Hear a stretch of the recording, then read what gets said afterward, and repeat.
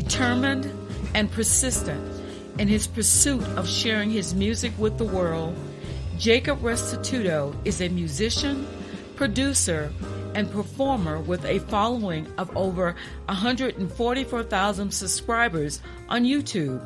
He shares his passion for music with us. Jacob Restituto is next on OTP.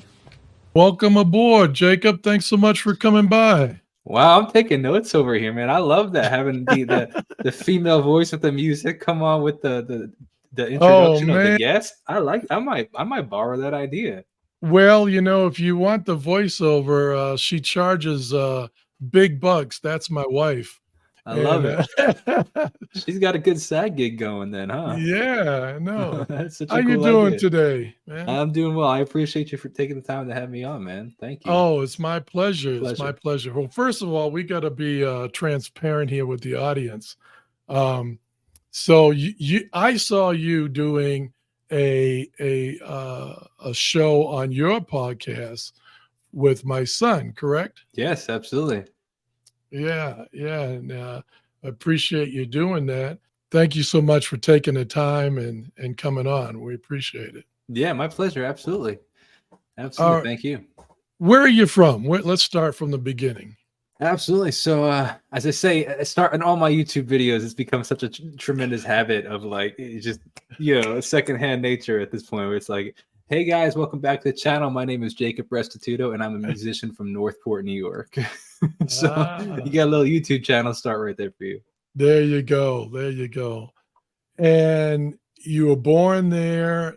Born and raised in New York. So Northport is it's, if anybody's familiar with the New York geography, Northport is on Long Island, as some people might say, which is the strip of land that is kind of like parallel or perpendicular to Manhattan. So most people think that I'm from New York, they're like, oh, the city, and I don't correct them because the city. Most people think the city's really cool, so I'm like, yeah, I'm from the city. Has quite the reputation. But I'm actually from Long Island, which is the strip of land that Queens and Brooklyn are actually on. But we don't consider them part of Long Island; they're part of the city. Okay, I can hear a little bit. I'm originally from Boston. Oh, okay. And I can hear a little bit of the accent in there. Can I tell you something about that, actually? I just saw something. I saw a quote recently, not a quote, but like a poll that was taken. And apparently throughout the world, they took a poll of the ugliest accents in the world. And let me tell you, New York was rated as the ugliest over Boston. And I'm surprised by that because, no offense, but Boston's quite the accent up there. Well, it's wicked cool. And the car is over there. The car. Yeah. I've been away a long time, but it's too funny. Yeah, there you go. Well, I don't know. I may disagree with that too. Saying that what? Boston is prettier or not as pretty as New York? I think there are a whole bunch of other accents around the country that would get ahead of New York and Boston for sure. I think the Australian accent was rated #1. Oh, really? That's interesting. The prettiest. The prettiest. I have to look that up. Was music in your family? And tell us about your family, your siblings. How did that go? Yeah, there was no music in my family. My dad owns a construction company. My mom was a stay-at-home mom growing up, and now she is a family and marriage therapist. Oh, wow. Yeah, so no music in my family. I have a sister. She works in the missionary field, and so no music whatsoever. Wow. And growing up, my mom's Latina, so there's definitely music. Like, she loves music and she loves dancing and stuff, as most Latinos do. Right. But she wasn't like, nobody played any instruments. So I growing up, it's funny, there was music around. Like, my parents weren't music aficionados, where they weren't like, oh, we gotta listen to this sweet new album by so and so, but they like music for sure, right? Right. But growing up, I have a funny story and a distinct memory. We were driving down to my aunt's house, and I was in the back seat, and I was like, can we turn off the radio? It hurts my ears. And I was probably like 7 or 8 at the time. Right. And I just had no interest. And in school, they like, to some degree, force your hand to play an instrument. Right. And I played the trumpet again, had no interest in it. And then more so, and I actually even tried, and I think I was like maybe 12 or 13, maybe even 14, early as a 14-year-old, tried the guitar. Somebody offered me free guitar lessons, and I had no interest. And wow. it was not something that interested in me until I was in like my 9th grade year, so probably late 14-year-old, 15-year-old. I started getting interested in the piano. My cousin started playing the piano, and I've always been really, really competitive with her. So I was like, oh, I'm gonna learn the piano too. And she was good too. And then we laugh about it now because like she totally dropped it. And she's like, isn't it funny that like I inspired you to play the piano and like I never went anywhere with it, and now here it is as your music career.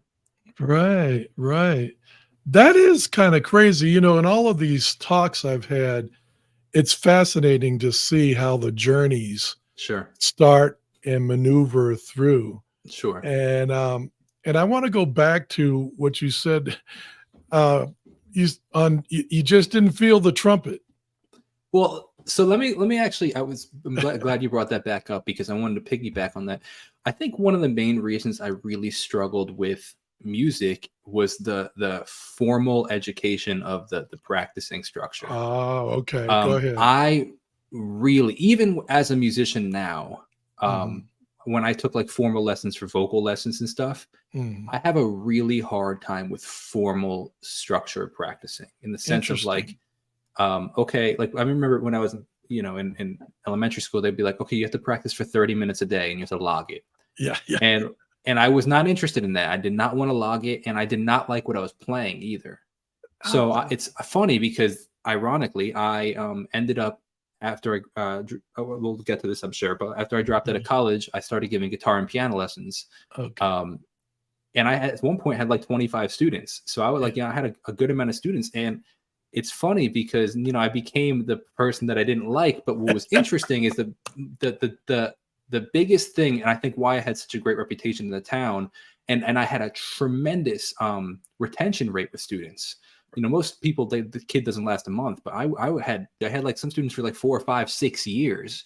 And I think the biggest thing with that was like, I didn't want to be that teacher that was like, okay, you have to learn, Bach's Fourth Symphony. Instead, I was like, what do you want to learn? And I based all of my lessons based on what they actually were interested in, which is why my current vocal coach, I really, really liked. She wasn't like, oh, you have to learn, this Stravinsky vocal riff because it's going to really develop your whatever, your falsetto. She's like, okay, oh, you're a songwriter? Cool. Let's work on your music. Let's take your songs and work with that. Which was a huge, huge, huge thing for me, like to learn like music like that I liked. And one quote that I really strive to like, myself and I talk to a lot of students about was by the guitar player from Ozzy Osbourne, Zakk Wylde, said, I like to think of guitar playing or practicing. I like to think of practicing like video games, essentially, where he says that you don't go and practice video games, but you go and play video games. And as you play, the more you play, the better you get. So don't think of going out and practicing the guitar. Instead, go and play guitar instead of practicing. And the more you play, the better you end up getting. Wow. We're going to go back on the road here, but I gotta dive into that because as you were talking, I'm on the other spectrum. So I was the band teacher, that music teacher, and I even did practice sheets, that whole 9 yards. Absolutely. But there's also a line there that says, you meet them where they are. Sure. And what you're talking about is, that area of where your mindset was. And, we're talking about when you were a kid, of course, but it also worked out. You made it work. It came through and you found a way. You didn't give up, obviously, And well, I mean, I did. And then it just kind of came back several years later. Like I stopped playing music when it wasn't necessarily required anymore. Okay. So I stopped after fifth grade. So when going into middle school, I stopped and didn't touch it again for another 4 years, 3 or 4 years. Yeah. And then the music department failed me. Yeah.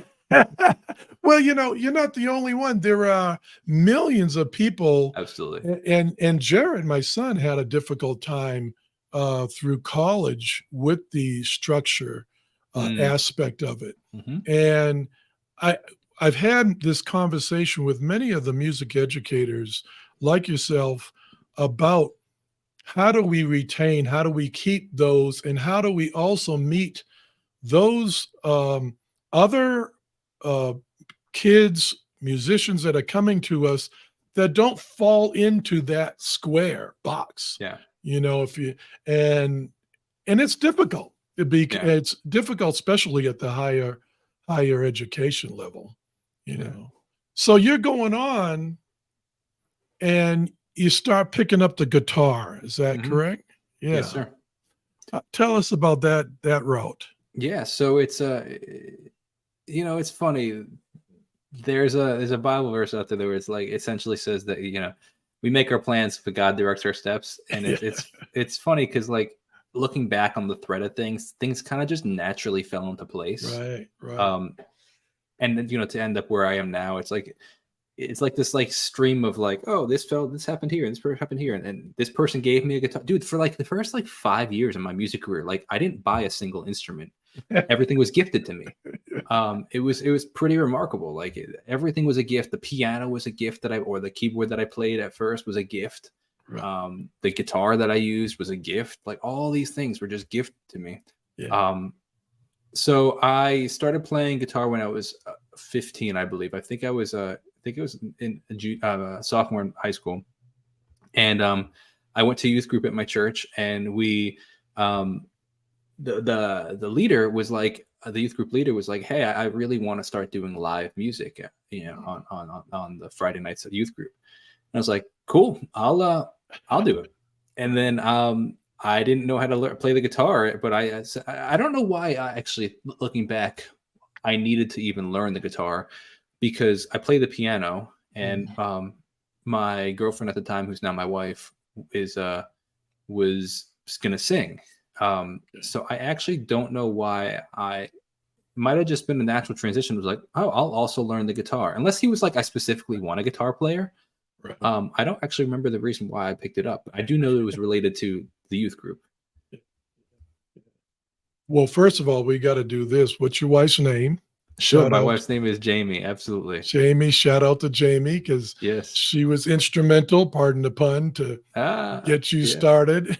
Absolutely. She's been instrumental throughout the whole thing, man. I practiced my Grammy speech one day for when I one day receive one.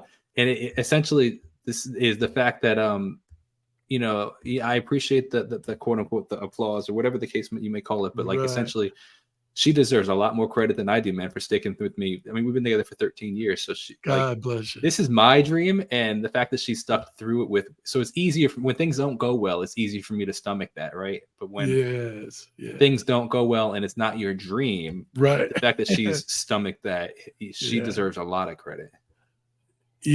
That's amazing. I just came off the previous episode with Dorothea Taylor. She's a drummer, and put her on YouTube. She did a drum challenge with Jimmy Fallon's show, and Questlove. And anyway, I bring her up because she was talking about her and her husband and how she just continued to play all her life, and the support that she had from her husband. By the way, her husband is named James Taylor, but it's not the James Taylor. Oh, yeah. Okay. Yeah. But that support system is so important from, your wife and so forth. So you pick up that guitar and you go, what type of music were you all playing at that time with the youth group? It was like pop rock style music. It was like relative, it's the typical pop chords, which is the 1, 4, 5, 6 chord progression, or any variation of those 4 chord progressions. Right. So it was essentially those, pretty simple strumming. Sure. Ironically, though, the first song that I ever learned on guitar was not a church related song. It was actually "You're Beautiful" by James Blunt. You like that? Yeah, that's great. That's great. Mm-hmm. Yeah. So at that point, did you have a thirst that you really wanted to do this as an adult and move forward? No. So it's very interesting you say that. Actually, it's because my youth growing up was a transition from many different things. Of like, I used to play football, so American football. So I would I was like, I'm going to play for the New York Jets. And then that did not pan out. Interests shift. I stopped playing, sports. Then I wanted to be some sort of psychologist. And then in high school, I was like, I want to be an architect like my grandfather. Okay. And then I took 2 weeks of an architectural course, an engineering course in high school. And I was like, I hate this. Get me out of this. And I dropped out the course. And which put me into like this free period. So, but as a freshman, you weren't allowed to have a free period for a full year. So I was required to take some sort of other course, and I saw they had a guitar and piano course in it. And I took it, and I was like, oh, wow, this is really cool. Right. And then I really enjoyed it. I was already playing at this point, but it taught me a little bit more like my scales and stuff like that. And then somehow I realized that there was a music theory class. And I was like, oh, this is really cool. See, again, it's so wild. I would like to say it's God's hand throughout this whole thing, where it's, I'm feeling you. Yeah. It's so interesting how it happens, because I didn't qualify for that guitar and piano. I'm sorry, for the music composition class, the music theory class, because you needed to be in band or orchestra. And I, again, had no interest in that. But I went up to the teacher and I was like, hey, I would really like to take this class. I know I don't qualify, but do you think we can make some sort of an exception? And I think he had me play what I did know on the piano, like she's like, do you know anything? And I was like, yeah, actually I do. And I played what I knew, or whatever the case might have been. And then from there, he's like, all right, we'll make an exception. And I started that. So for my sophomore, junior, and senior year of high school, I took 3 different levels of music theory. They called it music comp the first year, music composition. Then it was AP music, and then it was 1 year of IB music. Okay. That in itself, in my mind, as you're talking, is so important, because first of all, the shout out to your music teacher. Absolutely. Mr. Frank Doyle. He was ironically the piano player for Meatloaf for a couple of years.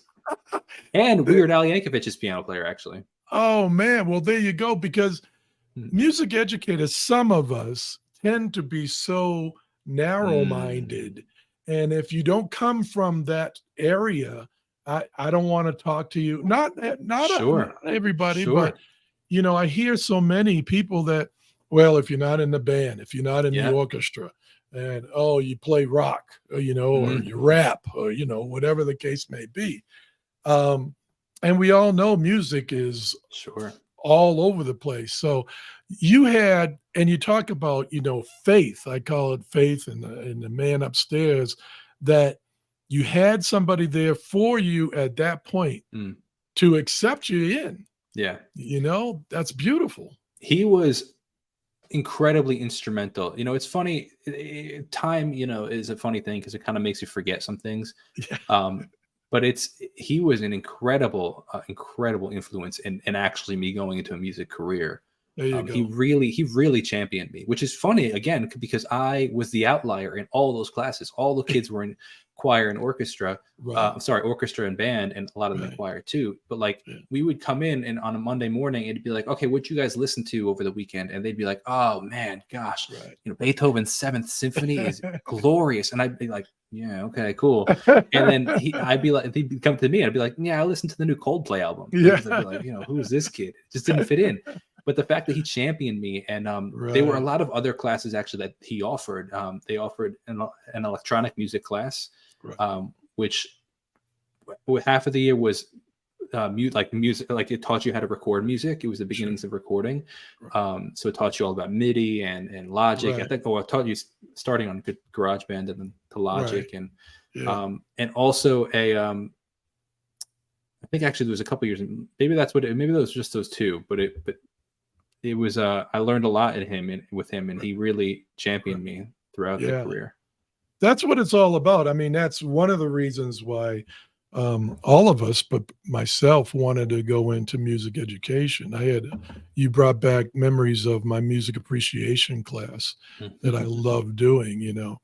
So, okay, so now he planted the seed, to say the least, you know. And by the time you're leaving high school, are you feeling like this is my passion? Absolutely. At this point, I'd been playing for several years. I was really, really, really into the guitar, more so than anything else, because like I was not a great singer, and very insecure about my voice. And that lasted for years. It wasn't until like I would say a year or two ago, I actually became significantly more confident in my voice. And big shout out to my current vocal coach, Maddie Schindel, who is funny because she actually is a professor now at the Queen's College, which is the college that I dropped out of. But all right, yeah. I at the time was very, very into the guitar, and I was after high school, I wanted to tour the world in a band, and I did not want to go to college. And I didn't really think college would serve me, but I really like makes sense. Like people were like, "Hey, but you're not in a band, so how are you gonna tour the world with a band?" And I was like, "I don't know. Actually, it's a good point." And then I was like, "Okay, I guess I'll go to college, but I'm gonna go to college for music." So I went to which again is a miracle that I even made it, because I had auditioned, and I you had to choose. I applied to a couple of different schools. And I don't remember like what accepted me or what didn't, but like I didn't want to go to a music conservatory because like I wasn't like one of those students where like I was playing like classical music. You weren't traditional. Yeah, exactly. Yeah, exactly. And I actually wanted to be. I was also really by the end of my senior year, I was really into film score. And I was like, I want to be the next Hans Zimmer. Like I was like, I love if you ever watch a movie like on mute. It completely changes the movie. Absolutely. So it's like he has so much power to control the mood of the movie, and movies as well as a lot of media influence culture. So it's like so now he's influencing culture with the music he's creating. And I was like, this guy is the coolest guy in the world. Like I'm going to be the next Hans Zimmer. And love it. And so then I was like, okay, I want to go to college for music composition. I would love to like learn how to compose even further. And they didn't offer a composition degree. They only offered a music theory degree or performance degree. So I chose music theory, which I love. I love music theory. And yeah, so I went to Queen's College for a year. It was fine. But in March of 2014, which is my freshman year of college, that was the latter part of my freshman year of college, I started writing. I mean, I had written songs before, but like I had written a song that I was really proud of, and I actually like recorded it really well and decided to release it like onto the streaming platforms. And when I did that, everything changed. I was like, oh my gosh, I need to do this. I need to release more music. Okay. And wait. Yeah, sure. I want to interrupt. Please interrupt me at any point, because doing interviews, some people just talk forever. No, that's all right. I can't get a word in. So if that's me, please call me out on it. That's all right. No. But find where you are. Put a sticker where you are. But I want to go back for a second, because I felt, and correct me if I'm wrong, some hesitation in there when you started talking about it was all right, the theory in the did you feel that you didn't fit in the university theory absolutely area? Did not fit into that music school. I mean, I made a lot of great friends. It was great. I stayed on campus, which was funny because Queen's College is a commuter campus, and they had just built this like brand new dormitory, and I think I was like the second or third year that they had used it. And it was like Okay. for a school of like 25,000 kids, there was 500 kids that stayed on campus. Yes. Which is also funny because Queens College is only like 45 minutes from my parents' house. But it was great. It was a really great growing experience. Right. And so, yeah, I totally did not fit in with the music kids because, like, again, they were all super, super into classical music, Okay. which is fine because, you know, the classic theory of like, oh, you learn to paint and you learn the rules so you can break them. Yeah, exactly. But like they were like, I had to take an instrument, and my instrument I chose was piano, but it had to be classical piano. Right. So like I had to learn all these classical pieces and do performances, and I was required to be a part of a choir. Right. And, you know, I get the picture. And it was, look, it was definitely formative. I learned a lot. Like, for example, my ear training developed tremendously. Like being able to hear intervals, because I had to take an ear training class. Like it was, but it would have been more enjoyable if it was within my genre. Right. You know, if I was singing things that I actually enjoyed rather than Elijah by right. Yeah. I'm sure you know whoever did Elijah. Yeah. So you they were putting you in this box.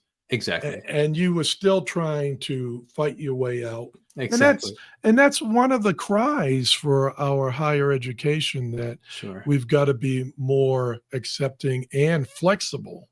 Sure. You know, like your high school director and the music person was. Okay, so now you're going back, fast forward to, you find this technology, opens GarageBand and the whole 9 yards.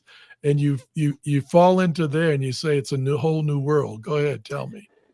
Yeah, well, I had been familiar with recording because I had learned it in high school, and I had recorded my girlfriend, you know, my wife now, but I had recorded her songs for like Valentine's Day and stuff. So I had been familiar with it, but there was something about releasing my own song, making the album art for it, and then like actually releasing it, like and putting it on iTunes and SoundCloud at the time, and performing that. And I was like, whoa, this is really cool. I want to do more of it. And that's all I wanted to do, in the sense that like it was you know, I often say like it'd be like I had to choose between writing an English paper and writing a song. And my parents were paying for college, so I decided, you know, I can't waste their money. So I'm gonna go to class, and I'm gonna, you know, finish the year strong. But after this year, I don't think I want to go back. Right. Go ahead. One really, really, really important factor in this fact is the fact that at this point, my girlfriend and I had been together for 4 years, and we knew that we wanted to get married. Okay. She was a year older than I am, or she is a year older than I am, so she was a sophomore in college, and I was a freshman in college. And we knew we wanted to get married, and we actually almost got married in college, but we realized, you know, by the recommendations of a lot of people around us, they said we were way too early, would have been put way too much financial stress. So that was a big factor, in the sense that I dropped out of college also to start my career while she was still in college, so that we can get married after she graduated. And it was hands down the best decision I ever made, because if I had continued in college, I would have set myself back 3 years. And the first year I dropped out of college, I made $9,000 the entire year, you know, and like that wouldn't have been possible, or that wouldn't have been feasible if I was married trying to support, you know, a family like that. It's not, you can't do that. So that's a really big factor as to why, you know, people are like, oh, should I drop out of college, you know, to pursue my music career? I'm like, it's a really individual decision, you know, and that was a huge influence on me. But, you know, here's the other part that I want to say, and you correct me if I'm wrong. You also had not only the support and the upbringing of your parents and the love and the support, but in my mind and hearing you, you also were receptive. You were not closed-minded. You were not, I know I'm going to do it my way. You were open to criticism. You were open to listening to other areas in your life to help you make these decisions that guided you in this path. Yes? That's really interesting you say that. I looking back, that's a really nice kind of pat on the back, I guess you could say. It's true. Thank you. You're right. I appreciate that. But it, you know, sometimes I do worry that I'm like too stubborn headed in my own, like, you know, and the fact that, like you said, I guess I was open to taking the advice of to not get married, but also that also kind of shows the fact that like people were definitely scared about me dropping out of college, especially my girlfriend, now wife. But I guess they weren't pushing back as much as they were on us getting married. Right. Or I was just really thick-headed about this, but it's just real. That's a really interesting. I never really thought about that, but yeah, I guess you're right. That's well, it makes me feel really nice. Thank you. Do you, if I can get personal for a minute, do you have children? I do now.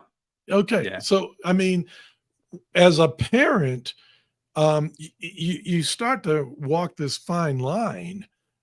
Some of us do anyway. That you're trying to, as they're going through college. I even remember when Jared came to us and said, I'm going to go out of jazz studies and go to general music. And we actually, my wife and I actually thought, okay, is he thinking about leaving college or whatever? But so when, your young adults are starting to make these decisions, you want to support, but also you don't know what the future is. So now, and then you had your wonderful soon to be wife there with you, holding your hand and making these path changes along the way. So, I wrote some notes down here. Sure. I wanted to use the word courage. A lot of people back then, you have to have the conviction and that courage to believe, and not only you, but your parents and your loved ones, to make that change and go into, and this whole podcast and your podcast is all about the music. And as we all know, man, Jacob, shoot, music, writing music, acting, the arts, writing books. This is not like, okay, I'm going to become a lawyer and graduate and go on. You flip a coin. So kudos to you and your whole world that you had there to support you to do this. Thank you. I would like to piggyback on that and say thank you for the compliment of the courage. But I'd also like to piggyback it with faith. I had a really strong faith that it would work out, and that there was a higher power like behind me with it. That it wasn't all up to me. That's it, man. I mean, that's a whole nother podcast. Yeah, sure, absolutely. Because if you want to go down the road of faith and how the Lord has worked in my life, that's the way it is. But but you're right. When you have, and I don't have the large audience and eyeballs that you have on your podcast. Yeah. But I know some of my friends and others that are watching or will be watching, that as we go through this, experiment of life and growing through, you just have to have a belief in something, in my mind. And I've had that myself as well as you. Sure. So your support system and parents. So you go on to coming up, which is a huge it was terrible to come out of college. It was terrifying. Absolutely. Talk about that. Yeah, it was the scariest and most exciting part of my life, I think.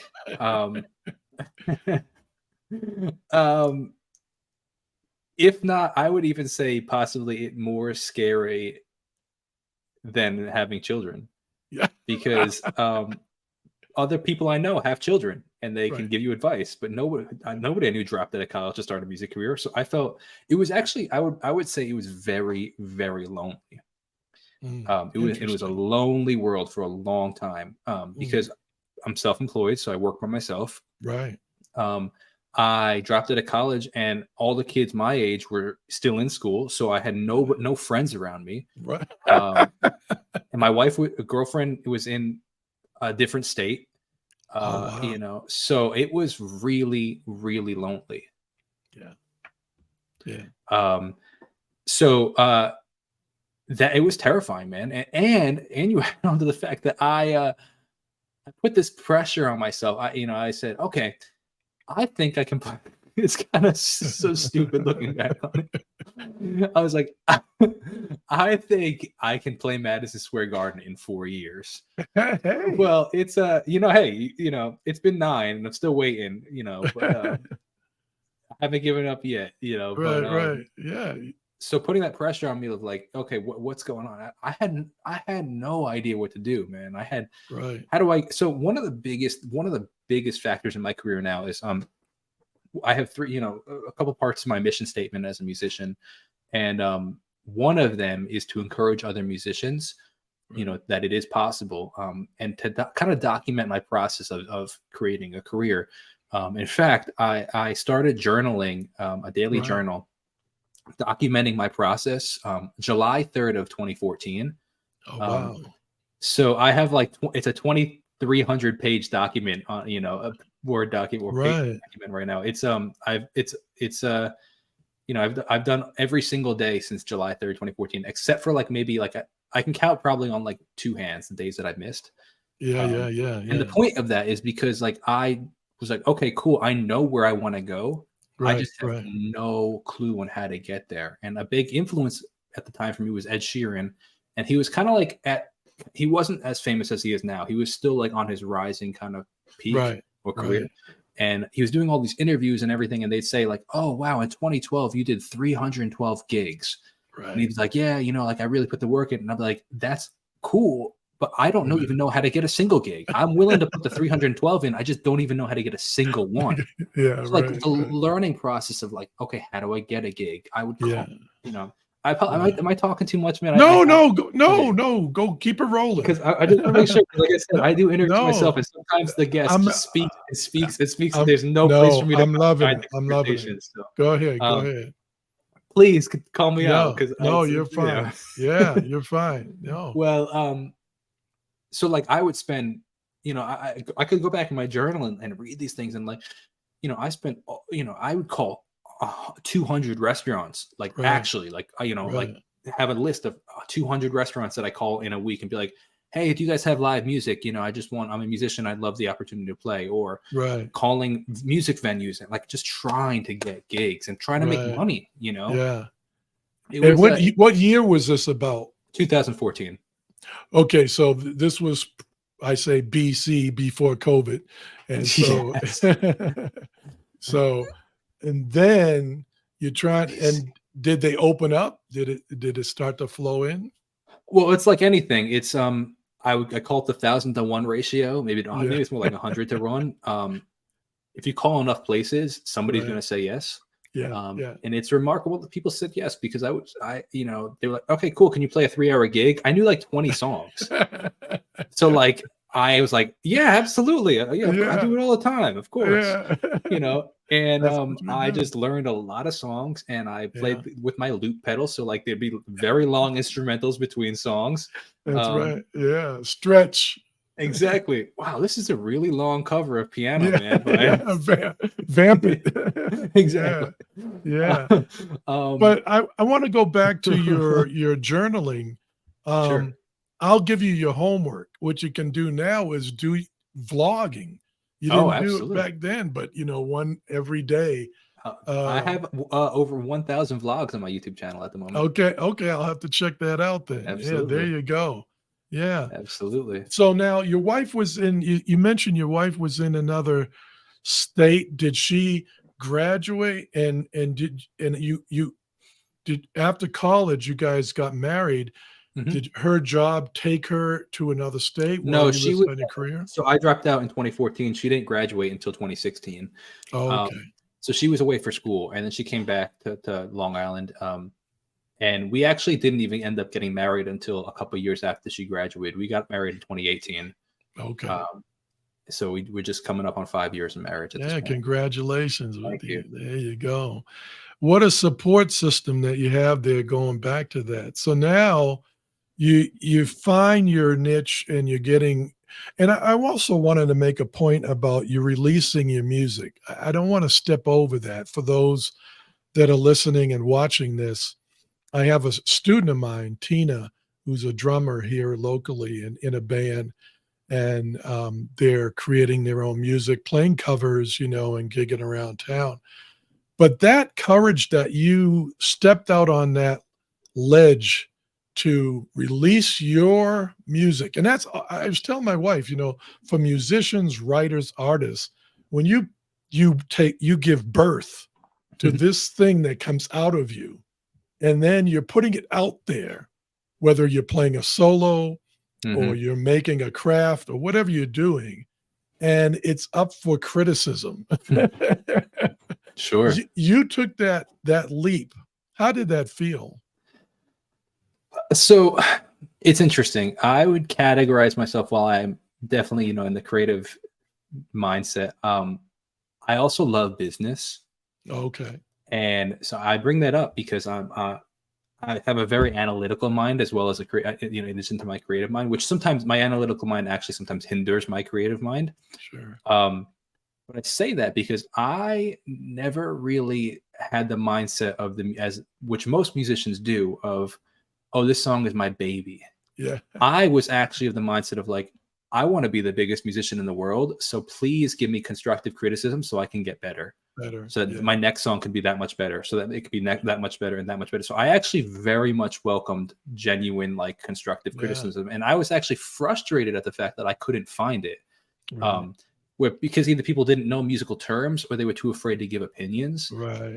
In fact, so much so that I actually tried starting a website a couple of years back, where essentially it would be musicians would sign up to like put their music on there for constructive criticism, where other musicians could be like, oh, this is really cool, but the hi-hats are too loud, or it's a little too busy, or this or that. Because I want, like, I don't take offense. You don't have to like my music, but I want to make it the best that it can, So yeah, absolutely. I mean, that's how we get better.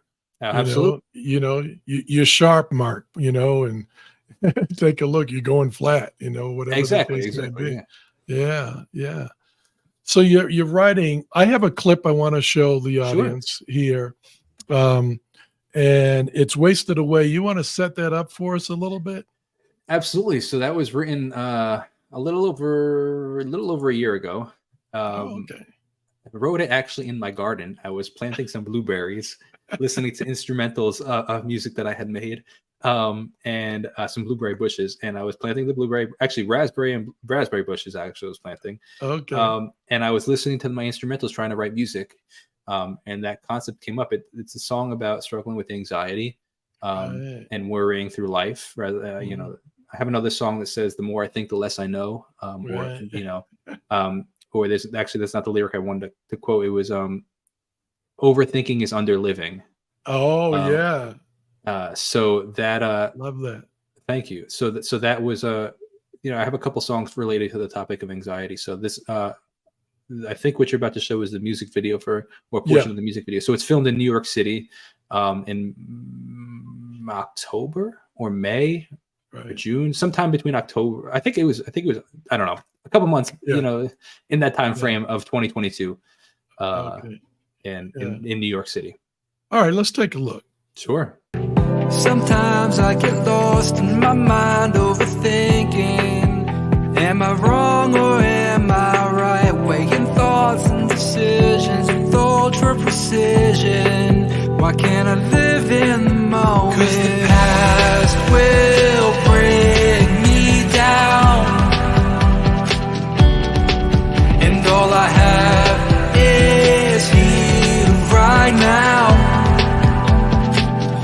I'm not promised tomorrow, so why am I worried today? All I have is this moment. Don't wanna waste it away. Don't wanna waste it away. Sometimes I get caught in my mind, overthinking. Am I wrong or am I right? I white knuckle every moment. Gotta think I'm holding on too tight. Help me let go. Past will bring me down, and all I have is here right now. I'm not promised tomorrow, so why am I worried today? All I have is this moment. Don't wanna waste it away. Don't wanna waste it away.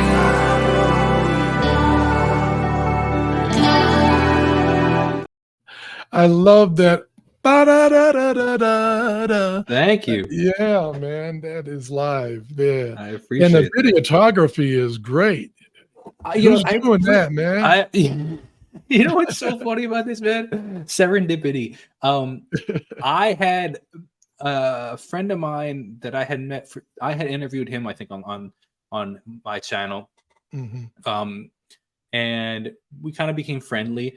And he said, I'm starting a podcast. Can you come on my podcast? So I met him in the city to film his podcast, and I was like, hey, like, do you have some time? Can you hold the camera for me so I can film this thing?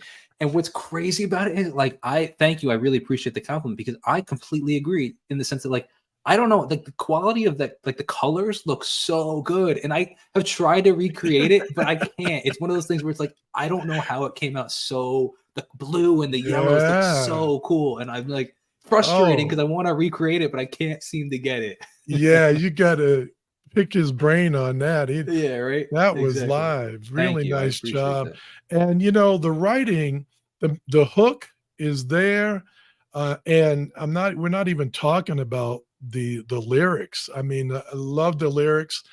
I want to ask you, how much, or does your wife's job, physical therapy and mental therapy, if I heard family services, is that what she does? That is my mom. My mom is that. Oh, my wife is a labor and delivery nurse. Oh, okay. That was your mom. Yeah. It sounds like there's a lot of influence from that into your music, the mental health and the spirituality of it. Definitely spirituality.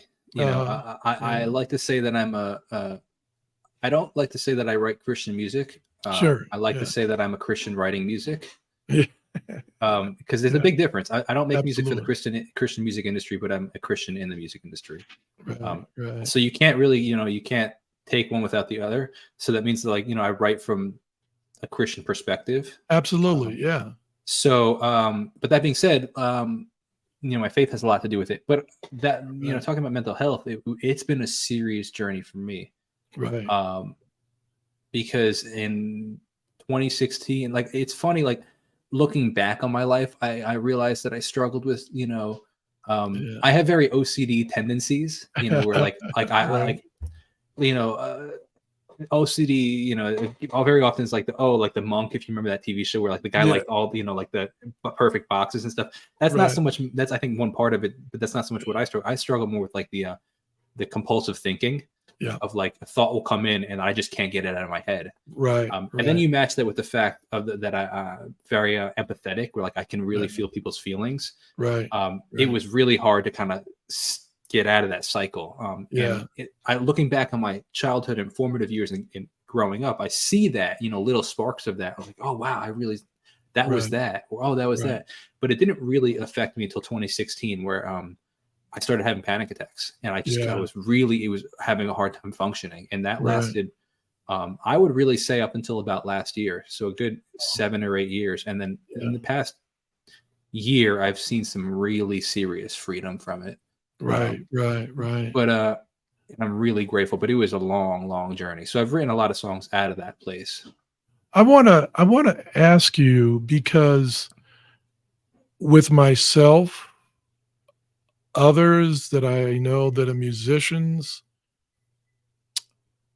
I want to go out on a limb and say, is that a byproduct of being an artistic person and musician and playing, of being on stage, or whether it's putting your feelings out there? Is that just a byproduct of the mind that we're in, that we have some of those kind of tendencies and those feelings?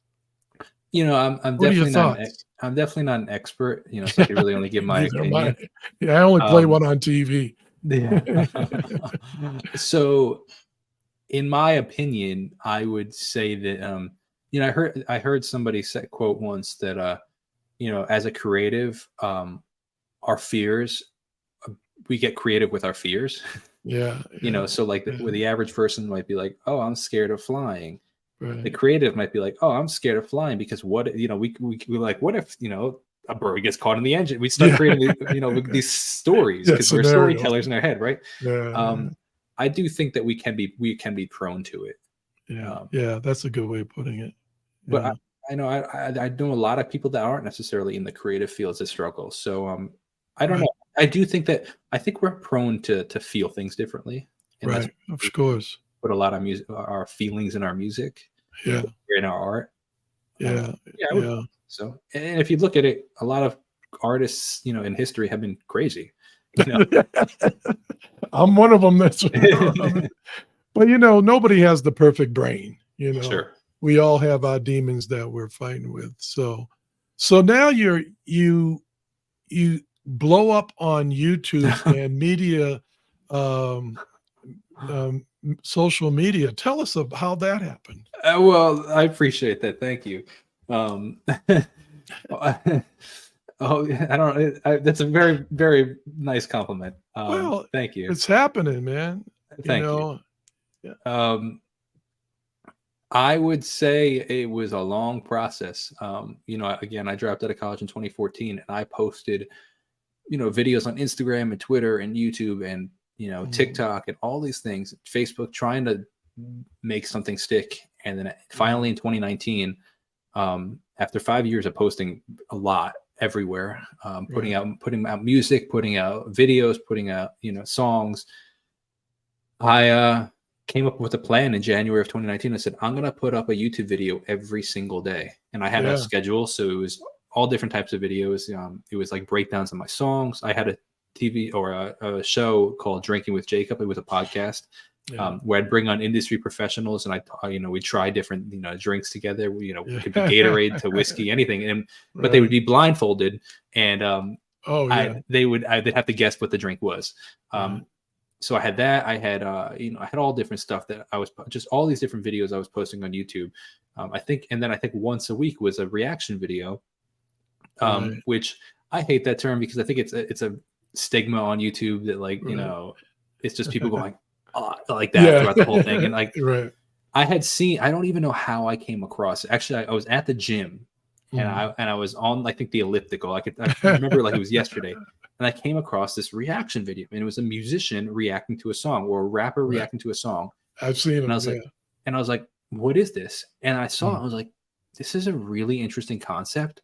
And I really think I can add value to this because, the guy's sharing his opinion and stuff, but I could take this into a whole nother level of I've learned a lot about music theory and production and, live performance over the past, at that time, couple of years. So I'm going to do this same thing, but I'm going to add that level of you're hearing that instrument you're hearing is a Rhodes keyboard. Right. And the Rhodes keyboard, has this very cool thing where it pans back and forth. I can talk about production. I can talk about instruments to the level that most people can't. And that really, really did well on my channel. Great. Yeah. So it started picking up in 2019. And I remember my first viral moment for me was when I had posted a video and it got 3,000 views overnight. It was actually the day before I filmed it, I think, on my birthday, and the day after my birthday, it got 3,000 views overnight. And I'm like, that was the first thing anything, had done anything like that for me. And I was like, I was telling everybody, I'm like, when was the last time you were in a room with 3,000 people? And people would be like, and I was like, this is crazy. The fact that the access to people that's out there, where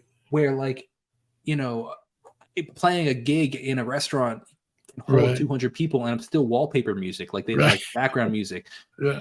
The fact that I have access to this many, this is crazy. So then I started really doubling down on reaction videos and talking about music, which I have a love-hate relationship with, to be honest, because, they served me really, really well, and I'm really grateful for them. They've opened up a lot of doors. They've made me, to be frank, they've made me a lot of money too. Sure. But they really pigeonhole me as a musician, where people see me as the reaction guy rather than as a musician. Right. Takes you in another direction. Yes. And I stopped doing them for almost 2 years, actually, because and I actually just recently brought them back onto my YouTube channel. But I was really upset with the fact that I was like, I'm a musician too. People would be like, oh wow, you make music. I'm like, dude, I have so many songs out there. I don't just talk about Taylor Swift, there's a reason I know all this stuff. But so I do have a love-hate relationship. I really genuinely do enjoy them because I like sharing my musical knowledge and helping people learn. Right. But it's a funny process. So yeah, those really, really, boosted the channel. And then when people see, oh, you have this many, followers, and it opens doors of like, when I reach out for interviews, they're like, Sure. There's a big difference of like reaching out to somebody that, this shouldn't be, because the quality should really speak for itself. But like when somebody sees, oh, you have, 2 subscribers versus 20,000 subscribers, or whatever the case may be. Right. You're gonna be like, oh, sure, this is worth my time, which isn't really fair, but it's how the industry works.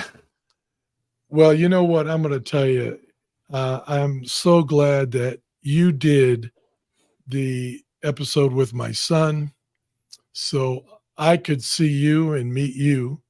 And I so much appreciate you coming on board. Absolutely. And giving me the opportunity.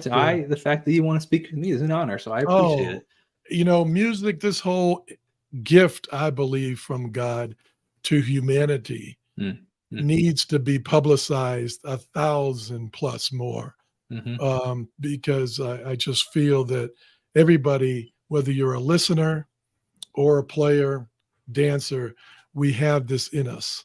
And thank you so much for taking us on your journey. What's the future for you? And also plug your channel. How do we get to see more of your channel? Sure.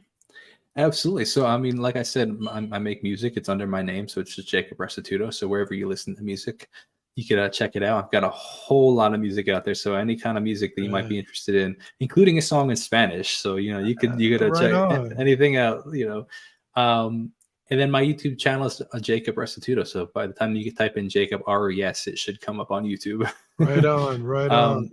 What does the future holds for me? I really don't know. Your children. Yeah, exactly. I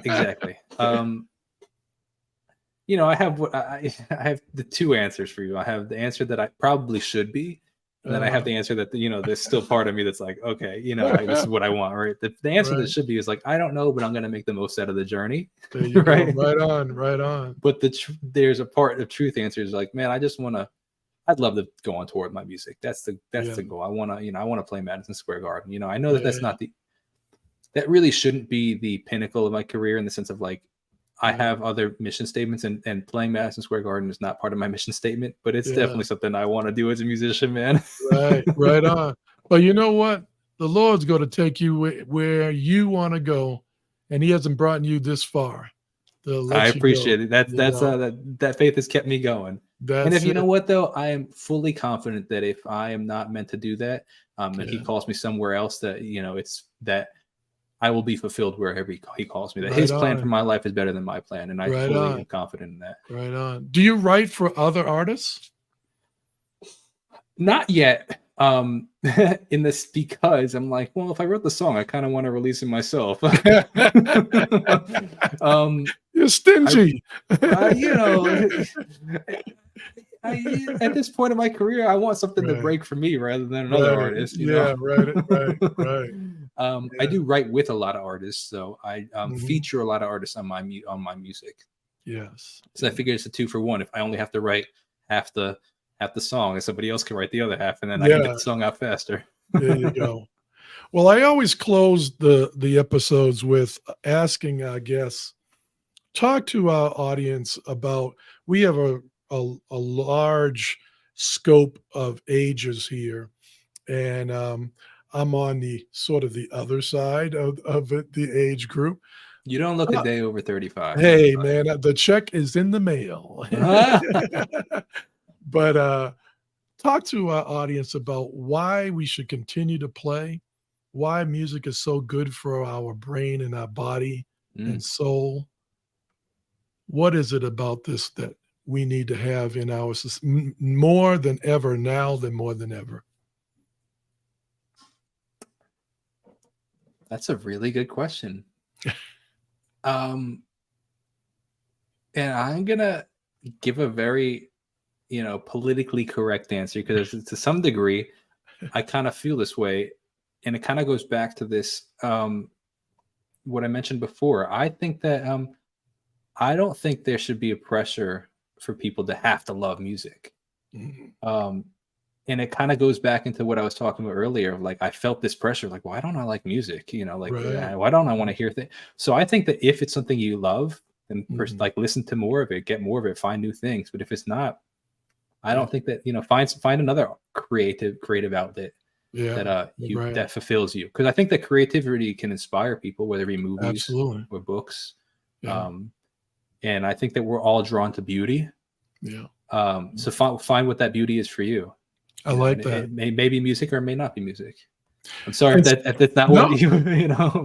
No. It's open-ended, and especially as we get older in our senior years, I find that it's very important to find what is fulfilling for you. And like you said, I like the word that you use, beauty. And beauty comes in all different ways. It can be music, it can be moving or walking, photography, or what have you it may be. So absolutely. Yeah, thank you for that insight. And we want to thank the viewers and listeners. You can find this podcast anywhere you get your podcast platform. Please listen to his music. Thank you. Jacob Restituto. And we thank you for listening. Go out there and play all the right notes. Love it.